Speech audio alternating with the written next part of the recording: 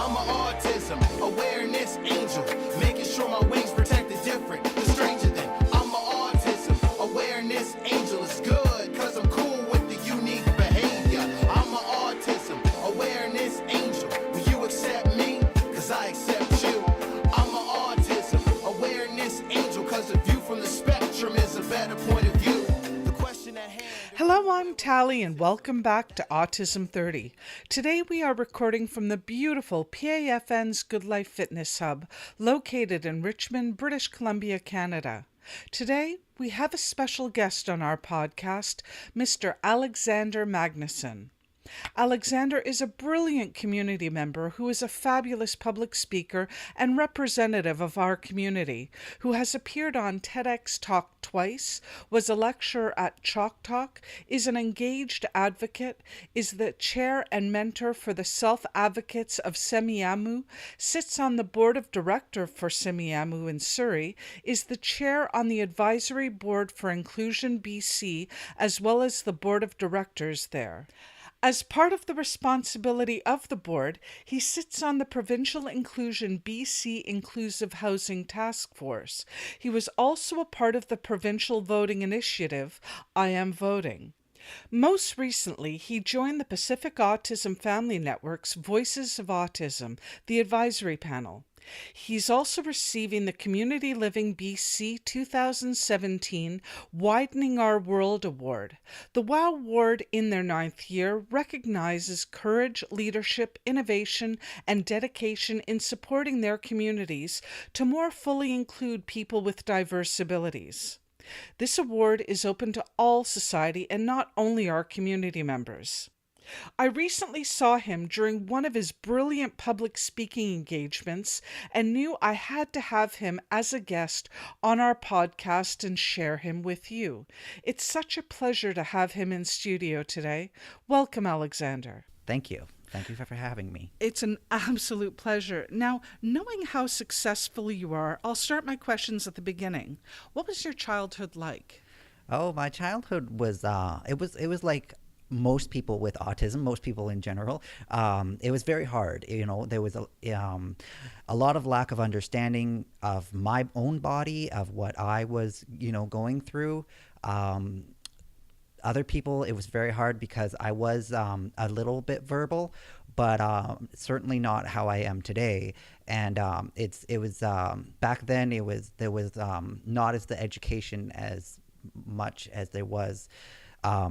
Like the lack of knowledge of what autism was, how big the spectrum truly is.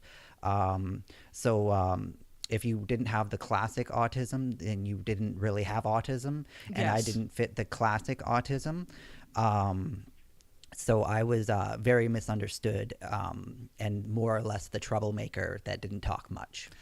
And for those of you out there listening, I know you don't have a visual of Alexander, but he is older. So when you were growing up as a child, there were few people with autism, fewer resources. Oh, definitely.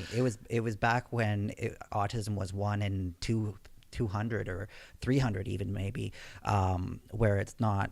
I think 55 now, 68, 55, I 1 in know. 55. And they're increasing every year. Every yes. year it's increasing. So back then I knew one other person with autism, and again he was very the lack of understanding for him was immense as well. We just were the troublemakers of class. We didn't have a full understanding of any social cues or anything that is learnt through ABA therapy. It was more or less the threat of your parents being mad that that they were always mad for some reason. And that must have been extremely challenging. The lack of knowledge was really dire in the sense that people were treating you based on what their own preconceived notions were, not having any knowledge about autism at all, which must have made life very difficult for you. Oh yeah, it was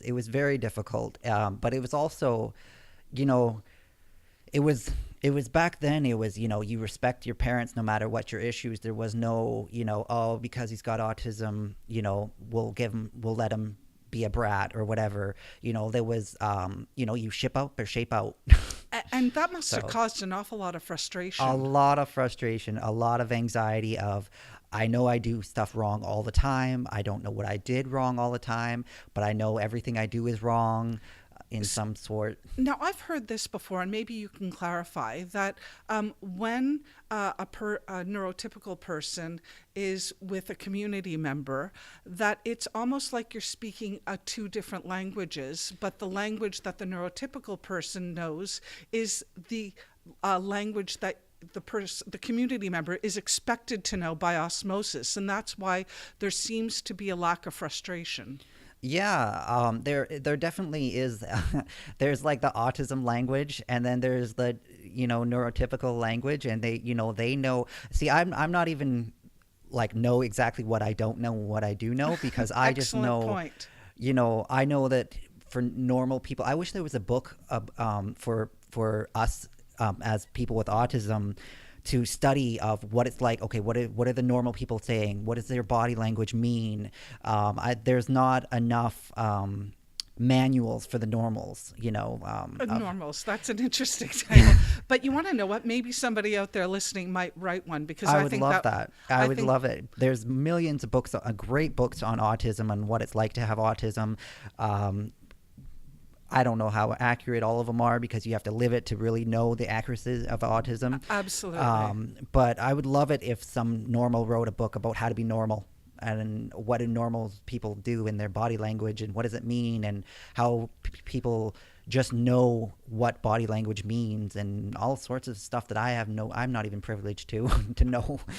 And that's really interesting that you're saying that. I mean, the term normal, I know what context you're Yeah. using it in, Yeah. but that would be a really interesting study that if somebody could actually write all of these things down and give to the community, that would be wonderful. Yeah, And it would be nice if somebody could, as well as like do it in the sense of, I guess having autism, we know it's like somebody that speaks French, and then other people's that are speak Latin. It's you got to live it to know it, and I know how to speak autism because I have it. and that's wonderful. Absolutely. Now, because I was a high school teacher before having my child, and I know an awful lot of education needs to go into helping teachers and aides and whatnot who work in the field. What was school like for you, and what advice would you give to teachers and aides who work with our community members? Well, first of all, school, my whole 12 years was, well, minus 1 year was pretty much hell. It was a lot of lack of understanding, a lot of EAs that didn't understand me. There were years where I didn't get an EA because I was not or in the qualifications of having an EA, or there was not enough EAs to go around, especially in elementary school. I grew up in a really small town. And there was like 5 EAs and 6 kids needed EAs, and I was one that got the short end of the straw and didn't get an EA. I would also say that what really needs to is individualized education and inclusive education is really great. I do like the life skills classroom or the resource room. I was Yes. always in that in middle school and high school, and I found that was very helpful for me. For some people, they don't like it. For me, I did like it. I liked that sense of security, that sense of safety, that sense of everyone in here understands me. But I also think that being in regular classes is very important, especially like elective classes like gym classes, music classes, drama classes are super important to be with the neurotypicals to really not just for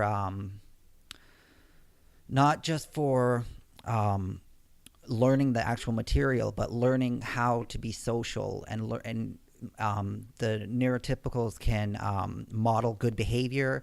They model bad behavior, good behavior, all behavior. Yes. So then it's key for us to, because we like to watch. We're very visual learner. A lot of us are very visual learners. So it's important to have good representations to model from. And what the points that you're mentioning are actually wonderful for teachers and administrators to hear, because of the fact that definitely there needs to be more EAs working with our kids. Oh, yeah. And one-on-one as well, to truly get the benefits of a security for the student, and as well having that bond needed so that you're comfortable. And often it's a safety factor too, but what I absolutely loved is you clearly stated that you want to be part of school. You don't want to be in special classes located in another building, which I know. No, yeah, we want to be central with everyone. We just want to be one of the typical people with a flair of autism. Which is wonderful. There's just there's the preconceived notion that we want to just be alone and by ourselves and not social and just hide in a corner. And for me, I find if I'm standing in a corner, I'm standing in a corner to gauge around my room and then assess from there. But I'm also waiting for, is it okay for me to go over to other people? And then what are you going to say to other people? And then all of that hard stuff. But it with the individualized learning and in the classroom with a one-on-one EA, that EA can really help facilitate typical behaviors in, like, okay, when you go up to somebody, say hi to them, what to say after you say hi, answer, how are you, all of those things that really help us navigate our world and navigate the typical world as well, because we want to be in your world as well, and we just don't really know how to be in your world because there's no manual for being a neurotypical. Well, hopefully after this podcast, somebody will take up your great idea and write it. But the point that I'm really happy that you mentioned is the fact that you want to be included. Oh, because I know there's a myth out there, exactly what you're saying, that kids with autism don't want to interact. They want to be alone and not engaged with the community. But I'm happy that it's come clearly out of your mouth that you really do. And I know my son is the exact same. My son, even though he's having a hard time, still wants to be with his peers in the classroom, and he doesn't want to go outside. And I've had people with autism come up to me and tell me, how do you be social? How do you do it? What do you do? And me being 29 now, and I've had a lot of years of practicing being social and being forced to be social to when I was young and stuff, that it comes more naturally now. But I wouldn't say it's completely natural. It's still quite it's hard to do and hard to remember. If I'm having a hard day, then it's of course that goes out the window, and I'm just so but I have to work on being social, and I have to work on, people want to know how are you, and you're good, or you don't just answer you're fine, or you're good, or you're very good. You want to answer something that you're truly feeling, not just a mimicked answer. And so people have come to, I've mentored people that with autism that they beg me on, how do you be social? How do you do it? Why do people think I'm so weird? And all of this thing. And, there is no manual to be neurotypical. no, there's not. There's a ton for autism, but not neurotypical. No, you're absolutely right. And for those of you listening out there, I've seen Alex twice now, and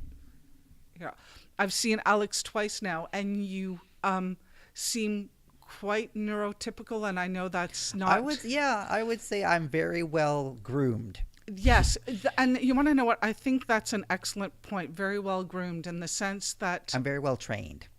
Very well trained, Yep. yes. And I know something Temple Grandin said in one of her talks is that because of the fact that she grew up in the 50s, manners were really drilled into her. Oh, absolutely. And she found that component very, very important. What would you say about I that? would say absolutely. I would say if we can get back to, the 90s where, there, you get in trouble if you do something wrong, and you get grounded and you get, you can't do stuff and limitations and stuff like that when you're quote unquote bad. I think that's an excellent idea, especially for people with autism. We need to know our boundaries and we need to know our rules and we need to know how what is right and what is wrong, concrete. This equals this, that equals that.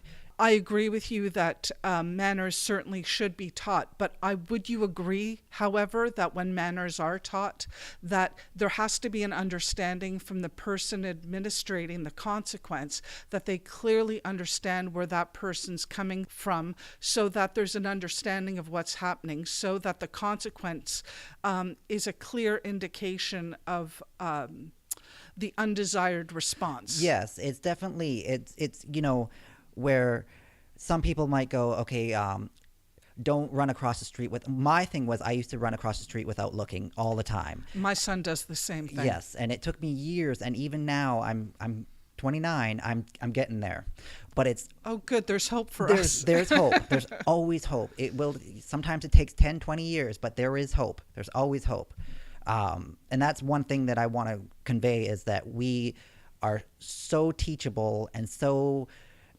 smart in so many different areas, and our brain takes 10 times longer to get something because our brain is so filled with stuff that is the right now and the right now and what So can I ask you a question in relation to that? Because I know I recently went to a meeting and one of the therapists that were there was talking about the way my son's head thinks in comparison to a neurotypical. And what she was saying I would is... like to hear what she said. Well, what she was saying is that when you ask a neurotypical person about what's on the table, they'll say a banana, a book, and an apple. And if you ask a community member what they would think, they would see the book, the apple, the color of the table, the level that the table was at, what they had Beautiful that answer. morning.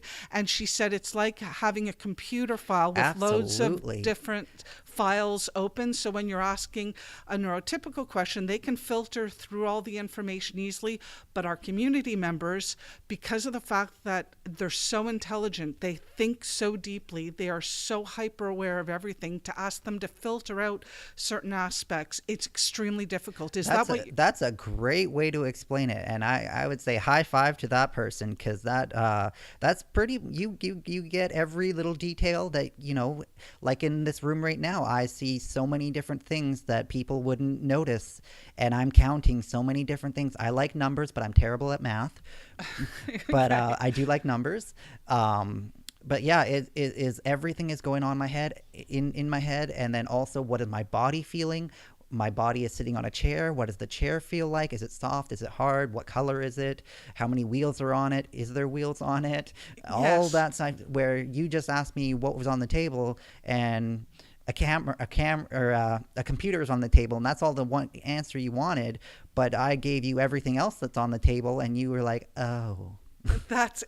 So you want to know what? I will let her know that you approve of I that approve. response. Alexander approved.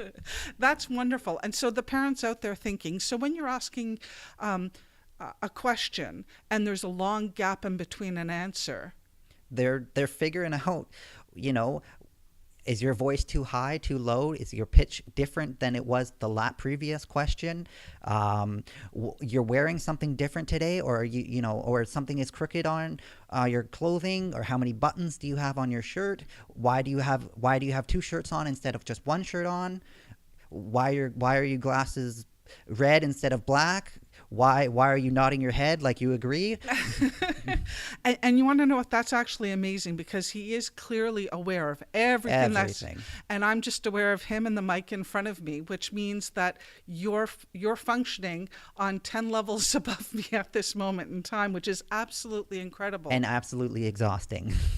And you want to know what I'm sure, and that's another point that I'd like you to clarify, because I know when my son comes home from school, Oh, yes, class. he's absolutely if he's had a great day at school, he comes home and he's exhausted and spent. He's held his behaviors, he's held his emotions, he's held everything together to be the good kid. And then when you come home, and I used to do this, I still do this, and I'm going to go do that when I go home as well, is you decompress, and all of the autism just comes out, and you're just a flapping mess, and you just need to decompress all of the emotions, because we feel emotions, but we feel emotions in every way. If we see things, it touches us. Like it really feels like we're being touched by everything. And it just like when I go to the bathroom, I make noises and I stim like crazy in the bathroom. I just was in the bathroom and I was stimming like crazy, making noises. Could you explain to the audience what a stim is if they're unaware? A stim is any kind of behavior that is usually repetitive, by either making noises, flapping your hands. A lot of people don't realize that every single person stims. Not just the people in the community. It is, a tap of the foot. It is the tap of a pen. It is just any different repetitive movement could be considered a stim. And a stim is very, I'll use your term, a normal part of being. Yeah. Oh, yeah, it really is. It's just that we do it bigger. If you guys tap your foot, we tap our leg, and it just looks bigger to us. When normal people get excited, it's actually quite funny. They'll kind of like flap their hands a little bit, where us with autism, we flap our hands a lot. So we're because our feelings are so much more enhanced, and so much more information is coming in and out of our bodies and in our minds and out of our minds quickly, is that we imagine having an earthquake in your body and you have to find a way to get it out. So we flap our hands or our bodies to kind of release the pressure of the tornado or the volcano. And you want to know what? That's a really beautiful explanation of what it feels like to need to stim. The way that I was introduced to Alex was I actually went to go see a talk that he gave. And one of the things that impressed me so much was the fact that you actually stopped your lecture, which was fabulous, by the way. Thank you. But you took questions from the audience, which really impressed me, because I know where my son is right now, he wouldn't be able to do a back and forth conversation as eloquently and as fluidly, that's not a word, that you did. It was, and you answered the questions, which blew me away in a way not only that myself as a parent could understand, but you answered it exactly the way I believe we as parents, because I spoke to other parents at that talk as well, needed to hear them. And I know for the first time when I asked you a question, I actually walked away getting it for the first time. So why do you feel it's important to answer parent questions at the end? I think it's really key. My thing is that the only difference between me and somebody with quote unquote low functioning autism is that I can speak about what it's like, and a lot of people can't. Where the questions, it's just answering questions about myself. So I just find it really easy to my passion is to help people understand autism. So I'm going to research in my own body of, doing whatever I can to really explain it in a way. And I've had enough people ask me a lot of the same questions or around the same questions. And it's just, I don't know why I find it so easy, but it's just yourself, and yeah. So you explained really beautifully what it's like for you to have autism. And in keeping that in mind, I know you answered the question that suited my needs and the parents that I asked needs really eloquently. What advice would you give for people that have a different experience? I would say that, every person with autism is so different. And what I experience may be the total opposite of what they experience, and vice versa. I know people that don't have a sensitivity to sound at all, and they actually really like the sound of a rock hitting a metal wheelbarrow. I never say that right. Where that would throw me up in a panic, where he craves that sound. The sense of smell, I don't have a very good sense of smell at all, actually, where a lot of other people with autism and without autism really have a good sense of smell. So it's definitely not a one size fits all. It's, you try this, it doesn't work. Okay, try this, it doesn't work. Try 20 things. Okay, maybe the 20th did work. And you want to know what you do when you do talk at the lecture. You do actually go into exactly what you mentioned, in the sense that I know it was beautiful. You gave various different examples. So as a parent, I just want to thank you and really appreciate your input into our questions back then. And if you don't mind, I'd like to ask you some of the questions that I heard at that meeting, so that our audience members out there can hear your response. Of course. This concludes the first of our 3-part podcast with Alexander. I hope that you're enjoying it and learning as much as I did interviewing him, and looking forward to hearing his insightful and poignant answers next time on March 1st. If you would like to contact Alexander, you can find all of his contact details on our webpage at autism30.com. And when you're there, don't forget to subscribe to our newsletter by going to the bottom of the page and clicking the word subscribe and filling in your details. Also, if you're listening to us on iTunes, don't forget to write a review. We'd greatly appreciate it. We hope you're having a wonderful February. This is Tally telling you to live in love. Hey yo, I'm an autism awareness angel, making sure my wings protect